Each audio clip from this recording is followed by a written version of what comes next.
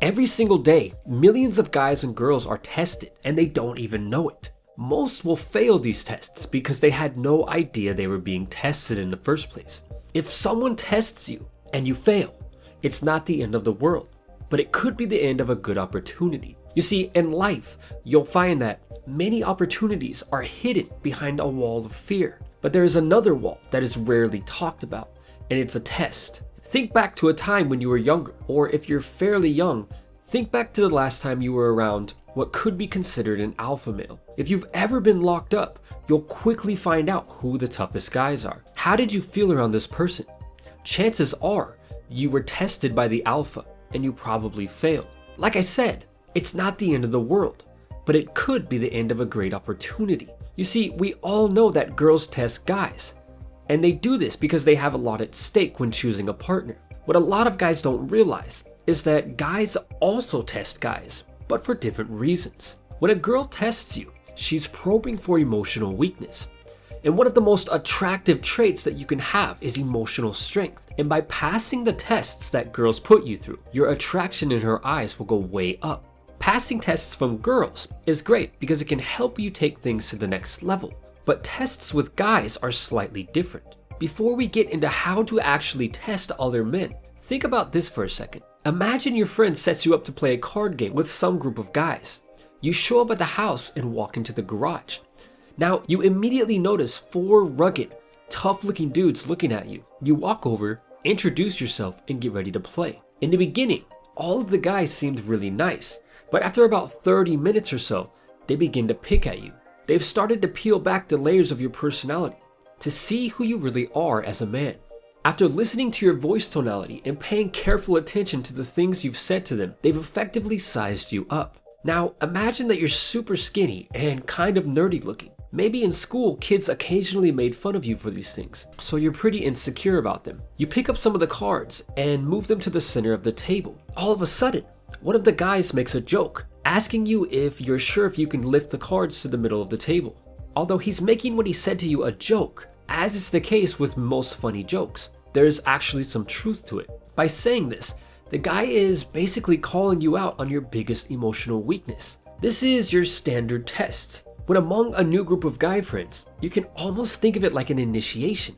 Everybody talks about the tests that girls run on guys, but you never hear anyone talking about how guys test other guys. When you're younger, such as when you're in high school, the testing is much more pronounced, and in many cases, it can be much harsher than how a grown man would test you. It is important to realize that you don't have to be big and muscular to be an alpha, but in my opinion, it definitely helps your confidence, which directly translates to being a dominant male.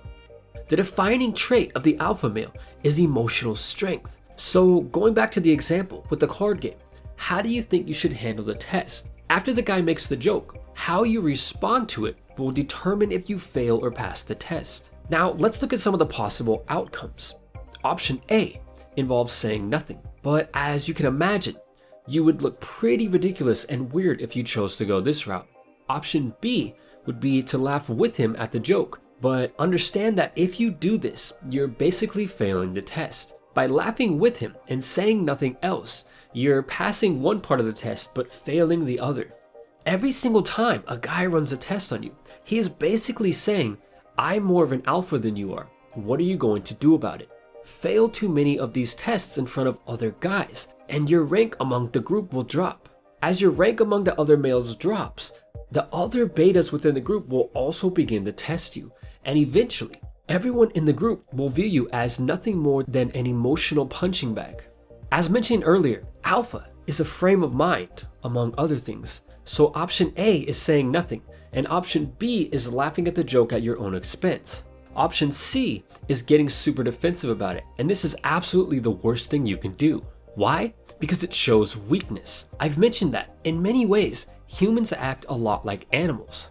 And in the animal kingdom, monkeys do some absolutely crazy things to gain power within their society. In one study, a monkey named Buddy was bitten by the dominant monkey of the group. Now, instead of at least delivering an equal blow back to the monkey who bit him, Buddy decided to run away in fear. Now, all of Buddy's friends happened to be around at the time, and you would think, logically, that they would help him, right?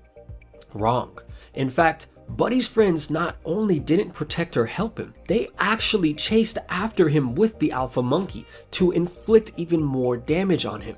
This is similar to how it works with human males, but instead of chasing you physically, other guys will chase you emotionally. In other words, if the alpha male pokes you and you show fear and weakness, the other males in the group will likely do the same over time, until you're viewed as the lowest ranking member of the group.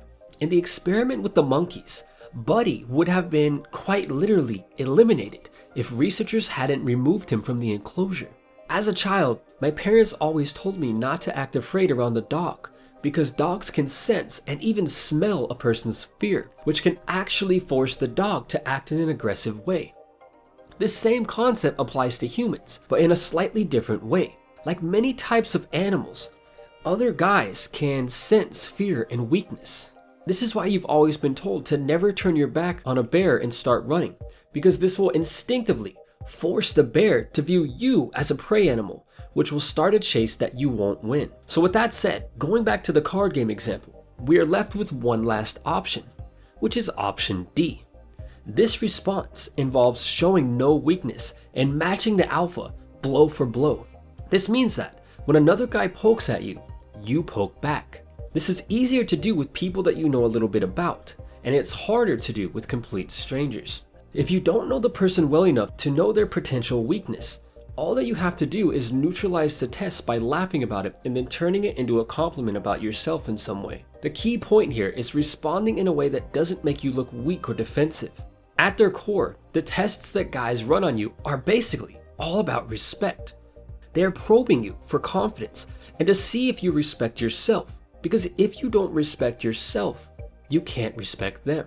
Get this, in the animal kingdom, a pack of wolves will almost never organize to go after another pack of wolves, but they will routinely single out and go after a weakened member of their own group.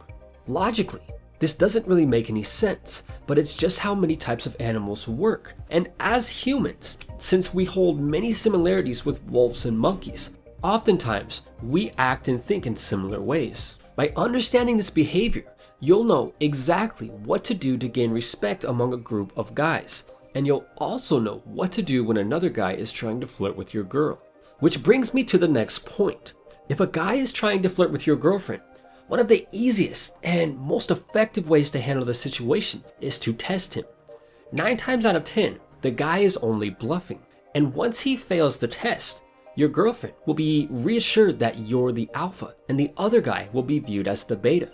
And since all girls want an alpha, this is the best position for you to be in. Now, to actually test the guy, all that you need to do is make a joke that positions you as the alpha.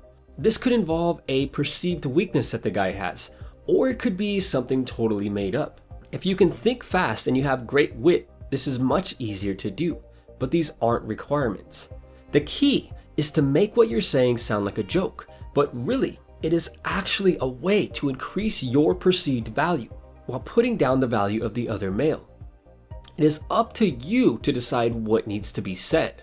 Knowing how guys test guys and how you can stand your ground, gain respect, and go blow for blow with the alpha on an emotional level is fundamental knowledge that all guys should know. And at the end of the day, it will help you to become a better man overall. And with that said, until next time, thanks for watching.